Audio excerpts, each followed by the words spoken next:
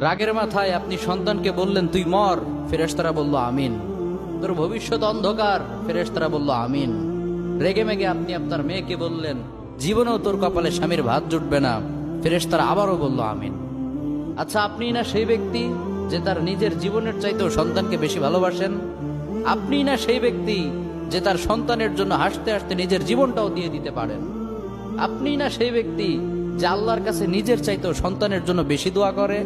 তাহলে কি করে নিজের হাতে নিজের সন্তানের এত বড় ক্ষতি করতে পারলেন? Doesn't make any sense. Common sense বলতে কিচ্ছু নাই আপনাদের? আপনারা কি জানেন না আপনাদের রাগের মাথায় বদদোয়া করাগুলো ফেরেশতারা আমিন বলে? দাওয়াতুল ওয়ালিদ আলা ওয়ালাদি, বাবা মা তার সন্তানের জন্য যেই দোয়া করে সেটা ভালো হোক কিংবা বদদোয়া হোক, আল্লাহ সেটাই কবুল করে নেয়। এজন্য খবরদার, নেভার কার্স ইউর চিলড্রেন।